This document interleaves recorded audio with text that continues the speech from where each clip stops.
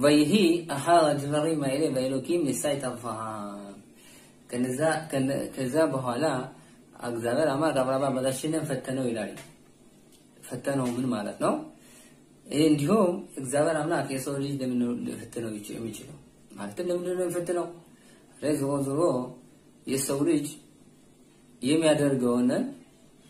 لو لفيت يم يدرجون أهوني يم يدرجون كم بفيت يدرجونم بيتشافون يم يسبونن كما درجوا بفيت يالون السابع مراسو إجزاء أملاك يسول لب يسول السابع يسول كلالي يوكاي سلزي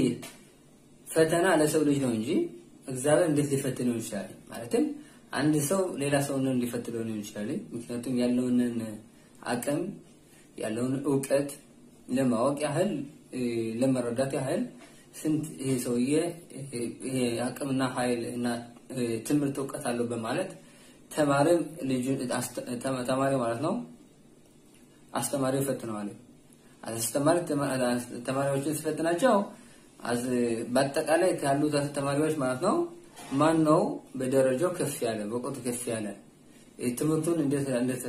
እንደተረዳው ማለት ነው በውስጡ ያንን ለማወቅ ይፈትናል አስተማሪ ተማሪነን ወይም አባት ልጅን መፈተነው ይችላል ስለዚህ ሰው ነው እንጂ ሰው መፈተኑ ያለውን እንቅስቃሴ ዕውቀት ፍላጎት ማወቅ ለምፈልግ ለማወቅ ይሄንን ይፈትናል እንጂ እግዚአብሔር አምላክ እንዴት የሰው ልጅ ሊፈትን ይችላል ሁሉ ነገር ግልጽ ነው በእግዚአብሔር ልጅ ሁሉ ነገር የታወቀ ነው ሁሉ የታየ ነው ይላል እግዚአብሔር አምላክ በእግዚአብሔር ልጅ ሁሉ ነገር የታየ ነው የተቆጣጠረ ነው እግዚአብሔር አምላክ ይቆጣጠራል ሁሉ ነገር ስለዚህ እና ታዲያ በመንድነው እግዚአብሔር አምላክ የሰው ልጅ ለምንድነው የፈተነው እንዲሁም አብርሃም አባታችንን በአባቶች ምዕራፍ እንደተጻፈው ማለት ነው ምዕራፍ 5 ቁጥር 3 ምን ይላል እግዚአብሔር አምላካችን አባታችን አብርሃምን 10 ፈተናዎችን ፈተነው ይላል ካለንበት የሁለት ክፍል ፓራሻት በይራ ወደ ዘጸአት ማለት ነው ምን ይላል አብርሃም አባታችን ማለት ነው 10ኛው ፈተና ተፈተነ ይላል እና 10ኛው ፈተና ምን ነበር ልጅነን ይስሐቅነን የሚወደው ልጅን ይስሐቅ አንድ ልጅነን ከሳራ ከሚወዳት ሚስት የሚወደው ልጅ የተወደደው ልጅ ማለት ነው ከስንት አመት በኋላ ተጠብቆት የመጣው ልጅ ማለት ነው ያን ልጅን ወስዶ መገረዝ እንዳለበት እግዚአብሔር አምላክ አብርሃምን እንፈትነዋል ማለት ነው ስለዚህ እና ታዲያ ጥያቄያችን ምንድነው እግዚአብሔር ፈተና ይፈትነው በዚህ ማለት ነው ትንሽ ሁለት አስተያየቶችን እንሰጣለን በእግዚአብሔር እርዳታ እግዚአብሔር አምላክ በእርግጥ እንዳልነው ሁሉ ነገር ያውቃል ይሁን ነገር ማወቁና ግልጽ ነው ይሄን ከእምነቱ ከ13ቱ ዋና እምነቶች አንዱ ምንድነው እግዚአብሔር አምላክ ሁሉ የሰው ልጅ ስራ ይቆጣጠራል ይላል ይሄ ማለት ሁሉ ነገር በሱ ደጅ ግልጽ ነው የታወቀ ነው እና ፈተናው ለማን ነው በሚለው ፈተናው ለኛ ነው ለምንድነው ፈተናው ለኛ እኛ የምንፈተነው ለምንድነው እንዲሁም ደግሞ እግዚአብሔር ማን ነው የሚፈትነው ይበለጠ ማን ነው የሚፈትነው ጻድቃኖችን እግዚአብሔር ይፈትናል ያለው እና መጥፎችን ለምን ነው የሚፈትናቸው ስለዚህ በምሳሌ ማረዳት እንችላለን አንድ ሰው እቃ ለመግዛት ሲሄድ የተለያዩ እቃዎች አሉ ለምሳሌ መስታወት የሚገዛ ተሆነ አዝበጁ ቋቋቋ አርጎ ጠንካራ ነው ጠንካራ አይደለም የሚለውን አይሞክርም እንደዚህ ያረገ መጥቶ በእጁ እየመጣ ማለት ነው ለምን ተመጣው መስታወቱ ማለት ነው ይሰበራል ግን ለምሳሌ እንበል ሸህላ እቃ የሚገዛ ተሆነ ወይም ቅል እቃ የሚገዛ ተሆነ ማለት ነው በደም መታ ያረጋል በእጁ ድምጹን ሰምቶ ማለት ነው ጠንካራ ነቱን ማለት ነው ለማየት ማለት ነው መታ ያረጋል እንዲሁም ለደም አባቲያ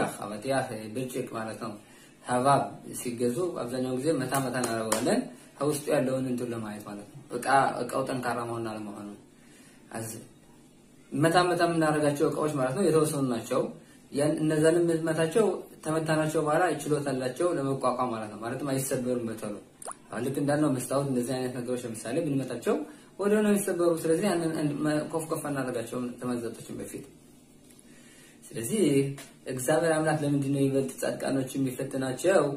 ጻድቃኖችን ሲፈትናቸው ማለት ነው ከትግል የተነሳ ማለት ነው ከፈተናው የተነሳ የበለጠ ኃይላቸው እየጠነከረ ይመጣል ውስጣቸው ያለው ዕውቀትና ጥረታቸው ፍላጎታቸው ማለት ነው በተግባር እናየዋለን ማለት ነው ምክንያቱም ከውስጣቸው ያለው ማለት ነው በተግባር እንዲታይ ማለት ነው ግዴታ ፈተናው መጥቶ ማለት ነው ትንላለ ስለዚህ አንድ ሰው ብረትን ወስዶ ማለት ነው ያጋጫዋል ይመታዋል ያንን ብረት ማለት ነው ከመተው በኋላ እንትን ማለት አለ በኋላ እሳት ተገባ በኋላ ከን ያወጣና ከሆይ ያደርጋል በዛ መጨረሻ ላይ የቃ ቅርጽ ይቀበላል ነገር ግን አንበል እንጨት ወስዶ በድንጋይ ተመተው ይጎዳዋል እነሆ ሀፍሎ ድንጋይ ሳይሆን ራሳቱ ቢያገባው ይቀጠራል ስለዚህ እንደ አንዳንዱ አይነት ማለት ነው አይነት አለው ስለዚህ እግዚአብሔር አምላክ ጻድቃኖችን የበለጠ ፈተናቸው ለምንድነው ከፈተናው ለመቋቋም ችሎታና አቅም ስላላቸው ነው ማለት ነው ባይኖራቸው ይሄንን አቅም እግዚአብሔር አይፈተን ነበር እግዚአብሔር የሚፈተነው ማንን ነው ከፈተናው ጋር ለመቋቋም ችሎታና አቅም በጎን ስላለው ብቻ ነው ስለዚህ ነው እግዚአብሔር አምላክ ፈተናቸው ከፈተናቸው በኋላ ምክንያቱም ከፈለ ደረጃ ይደርሳሉ ልክ እንዳለው ንጉስ ዳዊት ምን ይላል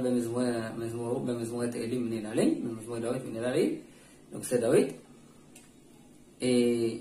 የፈተና ዓላማ ካለህበት ከፍ ለማድረግ ነው